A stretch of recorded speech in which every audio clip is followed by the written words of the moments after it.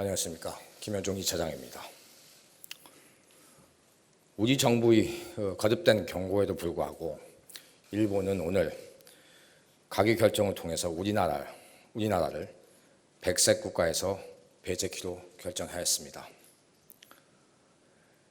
일본의 오늘 결정은 G20 오사카 정상회의 시 일본이 스스로 언급한 자유무역주의 원칙에 위배됩니다.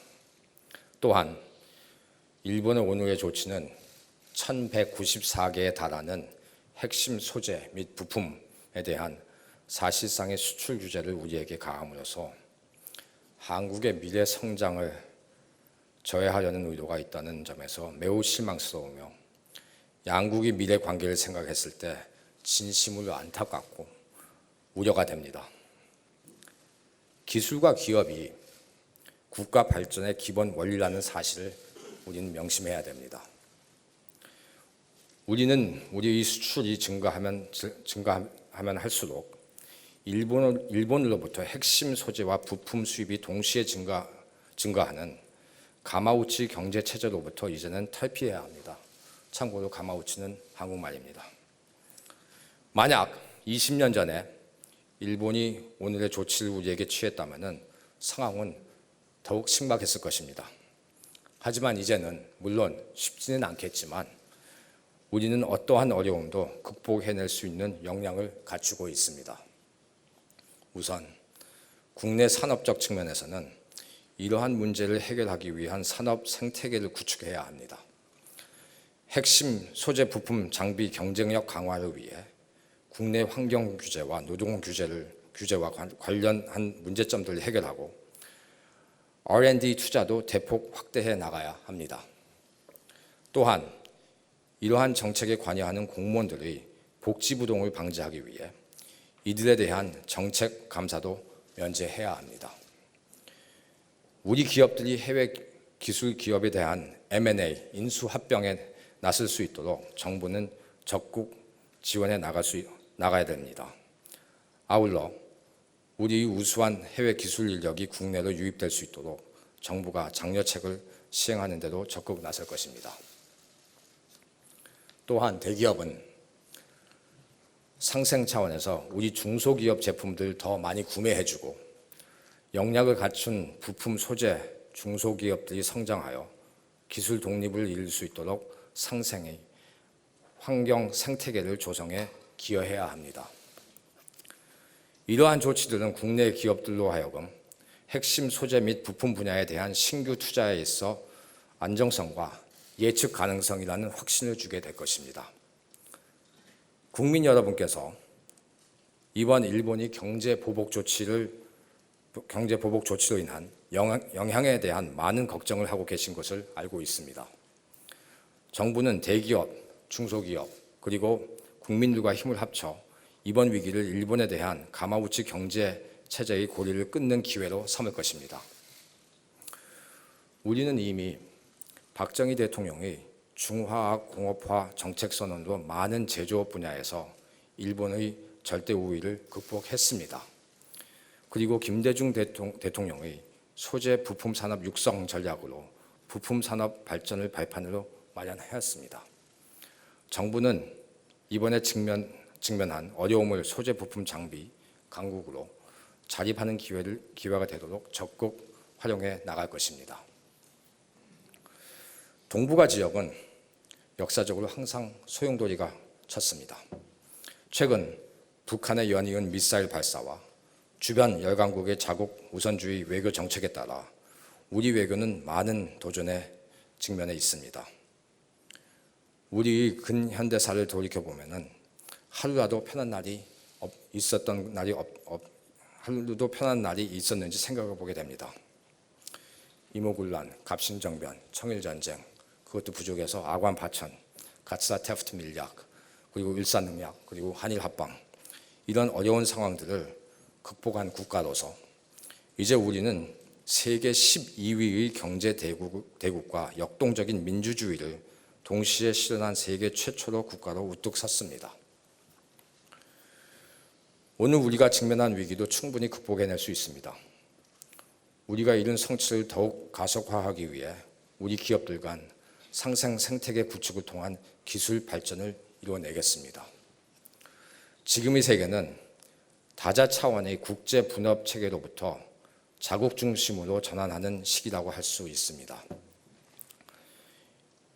이러한 추세에 맞춰 우리도 스스로를 지켜낼 수 있는 경제 안보 역량을 키워나가야 합니다.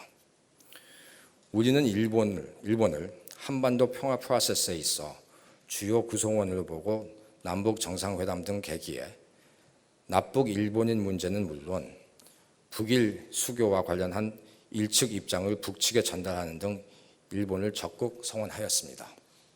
그러나 일본은 우리의 평화 프로세스 구축 과정에서 도움보다는 장애를 조성하였습니다. 일본은 평창 올림픽 당시 한미 연합훈련 연기를 반대했고 북한과의 대화와 협력이 진행되는 와중에서도 제재 압박만이 유일한 해법이라고 주장하는가 하면 한국에 거주하는 일본 국민의 전시 대피 연습을 주장하는 등 긴장을 조성하기도 했습니다. 초계기 사건에서 봤듯이 일본은 한일 간 협력을 저해하는 환경을 조성하기도 하였습니다. 일본이 지향하는 평화와 번영이 보통 국가의 모습이 무엇인지 우리는 한번 신중히 생각해 볼 필요가 있습니다. 한편 강제징용 문제 등 일본과의 갈등을 해결하기 위해 우리는 일본에 대해 지속적으로 대화를 제의했으나 일본은 이러한 우리의 노력에 대해 번번이 사실 왜곡과 거부로 일관했다는 점을 지적하지 않을 수가 없습니다. 근거조차 모호한 일본의 수출 규제 조치 문제를 어떻게 풀 수 있을지 협의해 보려는 우리의 노력은 지난달 일본에서 한미일 고위급 회의를 갖자는 미측 제의로 처음 시작되었습니다. 우리는 이에 동의했으나 일본 측이 거절하면서 무산되었습니다. 일본 측이 문제 삼은 한일 양국의 수출 통제 제도의 국제 기구 검증 제안 7월 12일이죠. 대해서도 일측은 거부하였습니다. 산자부 경산성 담당 국장 간 협의 요청 7월 16일 그리고 WTO 일반 이사회에서 수석 대표 간 1대1의 회의 대화 제안 7월 24일 그리고 이어 RCEP 장관회담 7월 27일이죠. 수출 통제 문제를 해결하기 위한 대화 제의에도 일본 측은 일절 응하지 않았습니다. 어제 방콕에서 어렵게 한일 외교장관 회담이 개최되었습니다만 일본이 기존 입장을 반복함에 따라 별 성과 없이 종료되었습니다. 많은 분들이 왜 우리가 보다 적극적으로 특사 파견을 하지 않느냐고 비판하기도 했습니다. 이미 우리 정부 고위 인사의 파견은 7월 중 2번 있었습니다. 우리 측 요청에 따라 고위 인사가 일본을 방문하여 일측 고위 인사를 만났습니다. 당시 우리 측은 강제징용 문제에 대한 우리 입장을 제안하는데 왜 8개월이나 걸려야 했는지에 대한 소상히 설명하고 일본 측이 요구하는 제안을 포함해서 모든 사안에 대해 열린 마음으로 논의할 의향이 있다는 입장도 전달했습니다. 한일 갈등을 해결하고자 하는 노력에 최근 미국도 동참했습니다. 일시적으로 추가적인 상황 악화 조치를 동결하고 일정 기간 한일 양측이 외교적 합의 도출을 위해 노력할 것을 제안하는 소위 Standstill Agreement 방안이 제시되기도 했습니다. 우리 측은 이러한 방안에 대하여 긍정적인 입장을 갖고 일본과 협의를 위해 노력해 왔습니다. 양국 간 수출 통제 제도에 대한 설명과 정보 공유를 위해 양국 간 협의를 조기에 개최할 것을 재차 제안했고 또한 그간 일본 정부가 지난 3년간 양국 간 수출 통제 협의회가 개최되지 않은 것을 이유로 제시한 데 대해 그것이 우리 측이 고의로 인한 것이 아니라는 입장을 설명했으나 유감스럽게도 일측은 우리 측 제안을 즉각적으로 거부했습니다. 그리고 일측은 현상 동결 합의 (Standstill Agreement) 방안에 관해서도 즉각적인 입장을 표명했습니다.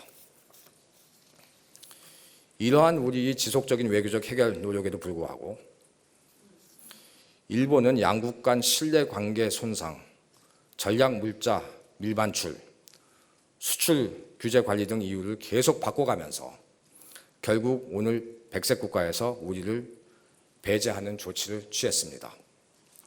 지난 수십 년간 자유민주주의와 시장경제 가치를 공유했던 우리를 안보상의 이유를 핑계로 동리스트에서 배제한 것은 우리에 대한 공개적인 모욕이라고 할 수 있습니다.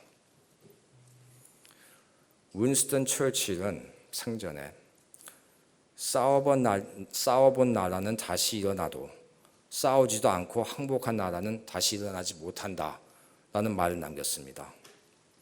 정부는 우리에 대한 신뢰 결여와 안보상의 문제를 제기하는 나라와 과연 민감한 군사정보 공유를 계속 유지하는 것이 맞는 것인지를 포함하여 앞으로 종합적인 대응 조치를 취해 나갈 것입니다.